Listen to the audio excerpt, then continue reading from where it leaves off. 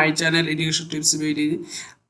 SSC পরীক্ষার পরে করণীয় কি সে বিষয়ে আজকে ভিডিওটি, আশা করি তোমরা ভিডিওটি সম্পূর্ণ দেখবে। আজকে এই ভিডিও থেকে তোমরা জানতে পারবে হচ্ছে পরীক্ষার পরে কি করতে হবে। তো পরীক্ষা শেষ কি মজা, অনেকে বিভিন্ন ধরনের প্ল্যান করেছে যে পরীক্ষা পরে বিভিন্ন জায়গায় ঘুরতে যাবে, এখানে যাবে সেখানে যাবে। সেই কারণে আজকে তোমরা এই ভিডিওটি যদি দেখো তাহলে আসলে পরীক্ষা পরে কি করা উচিত সেটা জানতে পারবে। অর্থাৎ পরীক্ষা পরে যে সময়টুকু রেজাল্টের আগ পর্যন্ত, সেই সময়টুকু খুবই ইম্পর্টেন্ট।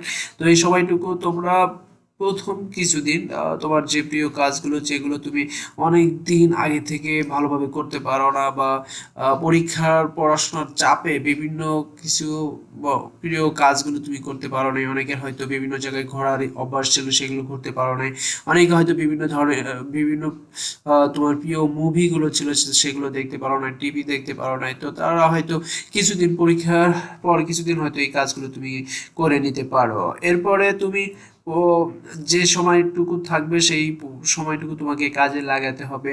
তো হয়তো এই সময়টুকু তুমি অপচয় না করে তুমি পরীক্ষার পরে কম্পিউটার কোর্স যদি তোমার করা না থাকে তাহলে কম্পিউটার কোর্সে ভর্তি হয়ে যেতে পারো, কম্পিউটার কোর্সটা করে নিতে পারো, যেটা তোমার পরবর্তী জীবনে বা বিভিন্ন ক্ষেত্রে কাজে লাগবে। অর্থাৎ কম্পিউটার কোর্সটা করা থাকলে তোমার পরবর্তী চাকরি বা সব ক্ষেত্রেই অনেক হেল্পফুল হবে। সে কারণে কম্পিউটার কোর্সটা এই ফ্রি সময় তুমি করে নিতে পারো।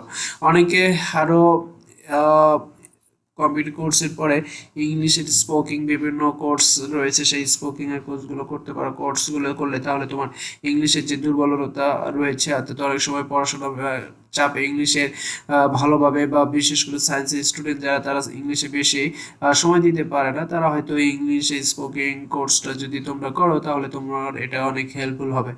এবং এছাড়া তুমি আরও যে কাজগুলো তোমার যেগুলো ভালো লাগে সেগুলো করো, সাথে সাথে একটু মাঝে মাঝে তুমি বিভিন্ন ধরনের বই পড়তে পারো, বিভিন্ন ধরনের বই, অর্থাৎ সব কাজই করবে, সাথে একটু পড়াশোনার সাথে একটু টাচ রাখবে আর কি, অর্থাৎ পড়াশোনাও রাখবে, সাথে তোমার যে কাজগুলো করতে ভালো লাগে সেইগুলো করবে।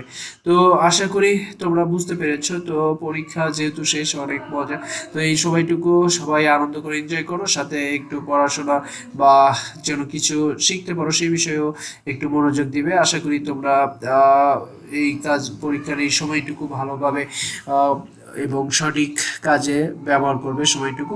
তো সকলের উজ্জ্বল ভবিষ্যৎ এবং সুস্বাস্থ্য কামনা করছি। যারা এখনো আমাদের চ্যানেল এডুকেশন টিপস বিডি চ্যানেলকে সাবস্ক্রাইব করেনি তাদের প্রতি অনুরোধ থাকবে তোমরা অবশ্যই এডুকেশন টিপস বিডি চ্যানেলকে সাবস্ক্রাইব করে বেল আইকনটি চালু করে রাখবে, তাহলে শিক্ষামূলক সকল তথ্য সবার আগে আমাদের এখান থেকে পেয়ে যাবে। এবং যারা ইতিমধ্যে আমাদের চ্যানেলকে সাবস্ক্রাইব করে ফেলেছে তাদেরকে অসংখ্য ধন্যবাদ। তো সবাই ভালো থেকো, সুস্থ থেকো, সকলের উজ্জ্বল ভবিষ্যৎ সুস্বাস্থ্য কামনা করে আজকের মতো এখানে শেষ করছি। খোদা হাফেজ।